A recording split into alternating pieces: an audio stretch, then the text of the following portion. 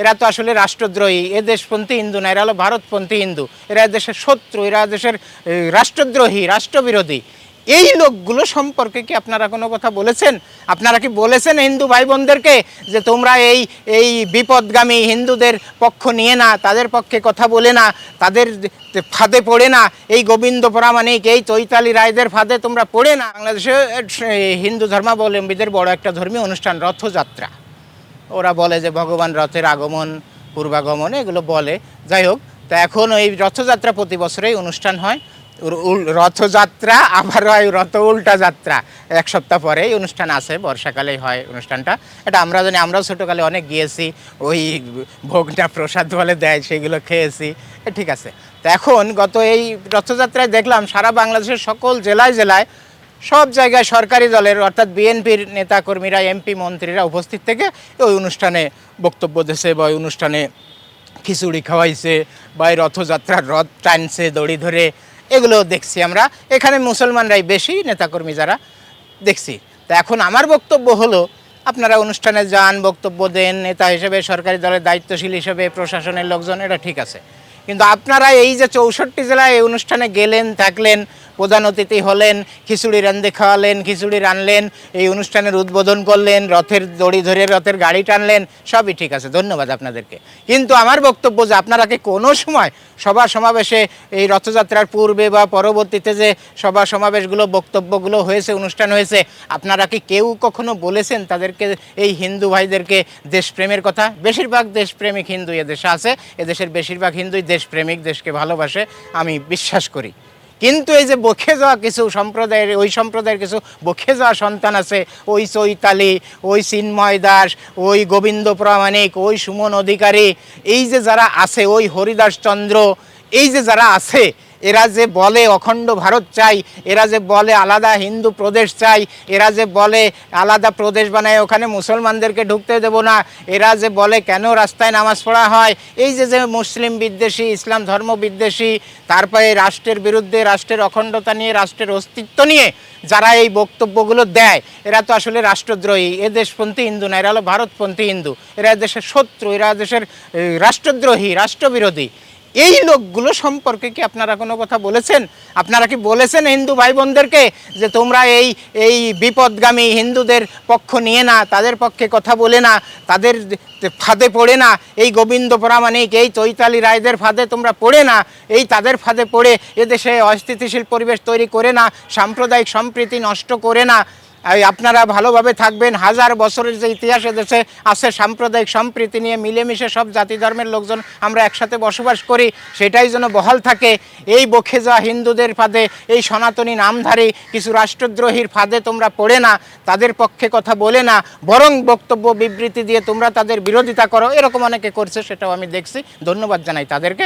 তারপরে তাদেরকে, তাদের পক্ষে কথা বলে, বা তারা যে জনমত তৈরি করতেছে রাষ্ট্রের বিরুদ্ধে, দেশের বিরুদ্ধে, দেশে বিশৃঙ্খলা সৃষ্টি করে একটা অশান্তি তৈরি করতে চায়, রাষ্ট্রের অখণ্ডতা, রাষ্ট্রের অস্তিত্ব বিনষ্ট করতে চায়, তাদের পক্ষ তোমরা নিয়ে না। তারপরে দেখা গেছে অতীতে যে বাংলাদেশ ভারত খেলা হলে, সেটা ফুটবল হোক, ক্রিকেট হোক, তোমরা সব ভারতের পক্ষ নাও, এই কাজটা করা যাবে না।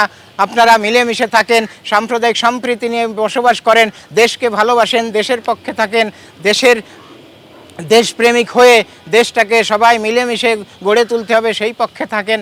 আপনারা ওই বখে যাওয়া হিন্দুদের ফাঁদে পড়েন না, তাদের ফাঁদে পড়ে এদেশের ক্ষতি করেন না। এইগুলো কি বক্তব্যে আপনারা বলছেন? কখনো কি দেশপ্রেমের শিক্ষা দিয়েছেন? সারা বাংলাদেশের 64 জেলার বক্তব্য দেখেছি আমি, মন্ত্রী, এমপি, নেতাদের, একজন লোকও এই কথাগুলো তাদেরকে বলে নাই যে তোমরা এই যে বিপদগামী হিন্দুদের ফাঁদে তোমরা পড়ে না, তোমরা ওই বাংলাদেশ ভারত খেলা হলে ভারতের পক্ষ নিও না, এদেশের পক্ষই নিও। তারপরে তোমরা বাংলাদেশ প্রেমিক হয়ে থাকো, যেটা অতীতে ছিলে বা এখনও আসো, এই তাদের ফাঁদে পড়ে না যারা এদেশের অস্তিত্ব নষ্ট করতে চায়। এগুলো কি আপনারা একবারও বলছেন? আপনারা কি বলছেন দেশপ্রেমের কথা, যে সবাই মিলেমিশে থাকতে হবে, দেশটাকে গড়তে হবে, দেশটাকে ভালোবাসতে হবে? আপনারা একজনও বলেন না। আপনারা দেখলাম কি করছেন, খিচুড়ি খাওয়া নিয়ে ব্যস্ত। তাই রে, খিচুড়ি খাওয়া ওই দিন সারা বাংলাদেশে চলছে।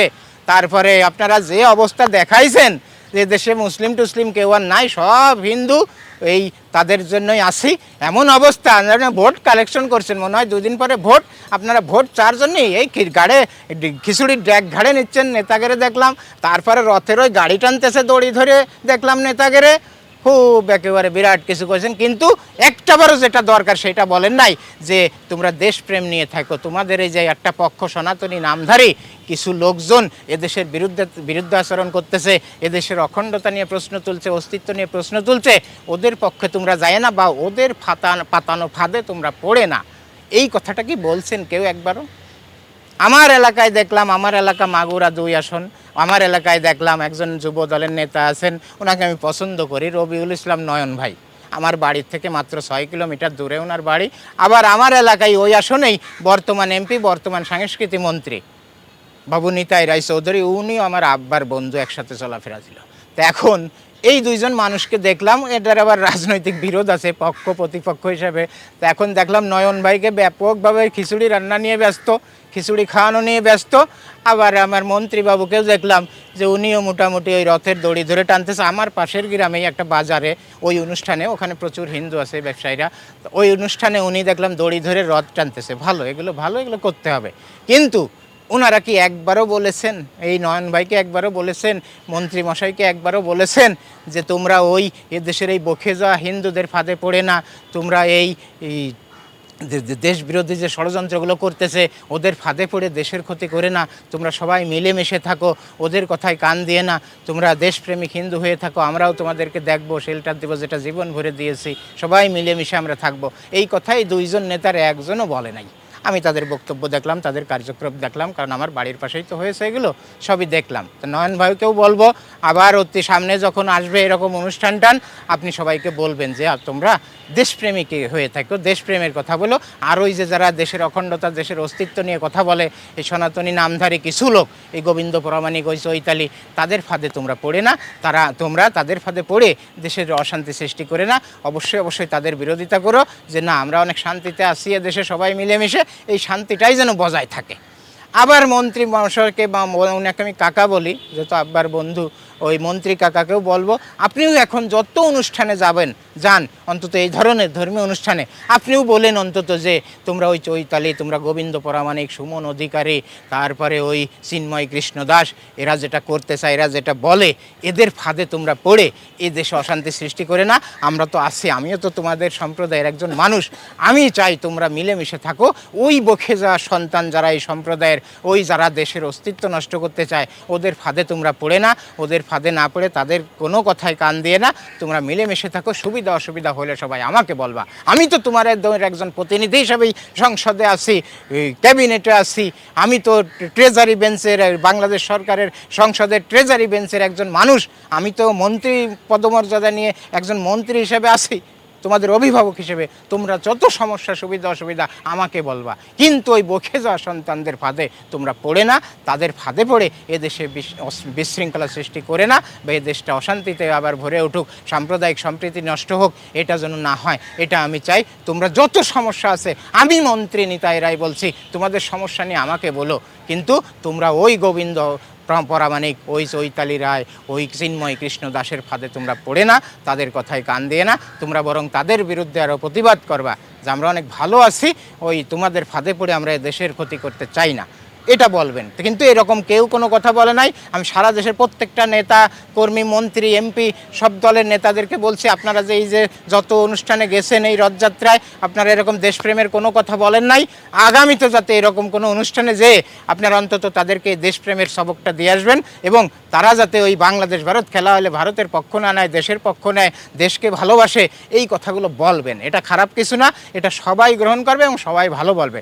আমি চাই এরকম এই রথযাত্রার অনুষ্ঠান করেন, আমরাও করব সবসময়, কিন্তু সেখানে যেন অন্তত বক্তব্য বিবৃতির সময়ে ন্যূনতম একটু দেশপ্রেমের কথা বলা হয়। কারণ এদেশে মানুষ দেশপ্রেমিক নাই, এ দেশটাকে আমরা ভালো কমবাসী, সেই অবস্থার থেকে ফিরে আসতে হবে। এখন আমাদের দরকার যেটা, সেটা হলো প্রত্যেকটা দলের, রাজনৈতিক দলের সভা, সেমিনার, সমাবেশ যাই হোক, সেখানে যেন অন্তত দেশপ্রেমের কথাটা বলা হয়, প্রত্যেকটা মানুষের বক্তব্যে যেন অন্তত 70% দেশপ্রেমের কথা বলা হয়, বাকিটা রাজনীতি অন্যান্য কথা বলা হয়। এইভাবে সারা দেশে প্রত্যেকটা রাজনৈতিক দলের নীতি নির্ধারক ফোরাম থেকে বলে দেওয়া হোক সারা বাংলাদেশের নেতাকর্মীদেরকে, তোমরা যখনই যে রকম অনুষ্ঠানই হোক, সভা সেমিনারই হোক, সেখানে বক্তব্য বিবৃতি দেওয়ার সময় তোমরা দেশপ্রেমের কথাটাই বেশি বলবা, মানুষকে দেশপ্রেমে উদ্বুদ্ধ করবা, বা তারপরে বাদবাকি রাজনীতিটিতে সামাজিক ব্যাপার স্যাপার যেগুলো আছে সেটা বলবা। কিন্তু মূল বক্তব্য হবে সমস্ত কথায় নেতাকর্মীদের বক্তব্যে দেশপ্রেমের কথাটাই বেশি আসবে। সেটা হিন্দু মুসলমান বলে কোনো কথা না, সবার ক্ষেত্রেই সবাইকে যেন নেতাকর্মী, কর্মী, সমর্থক, ভোটারদেরকে বোঝায় যে তোমরা অন্তত দেশটাকে ভালোবাসো, এইটাই আমাদের মূল বক্তব্য, মূল কথা, তারপরে অন্যান্য বিষয়। এটা মেনে চলেন প্রত্যেকটা রাজনৈতিক দল, কেন্দ্রীয়ভাবে কেন্দ্রীয় নীতি নির্ধারক ফোরাম যারা আছেন, ফোরামে যারা আছেন, তারা অন্তত এই কাজটা করেন। দেখবেন যে এদেশের মানুষ দেশপ্রেমিক হয়ে যাবে, এবং দেশপ্রেমিক হলে এদেশটা অটোমেটিক ভালো চলবে। একেবারে সেই ডিজিটাল পদ্ধতিতে যেমন সব কিছু হয়, এদেশের মানুষ যখন দেশপ্রেমিক হয়ে যাবে, আইনকে শ্রদ্ধা করবে, আইন মেনে চলবে, দেশের কোনটা ন্যায়, কোনটা অন্যায়, কোনটা সাদা, কোনটা কালো, কোনটা সঠিক, কোনটা বেঠিক, কোনটা আইনি, কোনটা বেআইনি, এইটা যখন বুঝতে পারবে, তখন এদেশের মানুষ অটোমেটিক ভালোভাবে চলবে। তা আপনাদের মূল কাজ হলো, সকল রাজনৈতিক দলকে বলছি, আপনারা কেন্দ্রীয়ভাবে নীতি নির্ধারণী ফোরাম প্রত্যেকটা জেলা, উপজেলা, ইউনিয়ন, ওয়ার্ডে আপনারা নেতাদেরকে বলে দেবেন, মৌখিকভাবে পারেন আর চিঠি ইস্যু করে বলতে পারেন, আপনারা বলে দেবেন যে তোমরা সকল সভা সেমিনার, বিভিন্ন ধর্মীয় অনুষ্ঠানে যেয়ে অন্তত দেশপ্রেমের কথাটা বলবা, প্রত্যেকটা বক্তা, এবং বলে এদেশের মানুষকে প্রেমে উদ্বুদ্ধ করে এদেশটাকে ভালোভাবে যাতে আমরা সবাই নিয়ে এগিয়ে যেতে পারি, সেই ব্যবস্থাটা করো। তোমরা আর ওই হিংসা, বিদ্বেষ, প্রতিহিংসা, একদল আর একদলের বিরুদ্ধে বক্তব্য দিয়ে মাঠ গরম করা, এগুলোর থেকে বিরত থাকো, এগুলোর থেকে দূরে থাকে প্রত্যেকটা মানুষকে দেশপ্রেমে উদ্বুদ্ধ করে এ দেশটাকে ভালোবাসার ব্যবস্থা করো, তাহলেই এদেশে সব কিছু ভালোভাবে চলবে।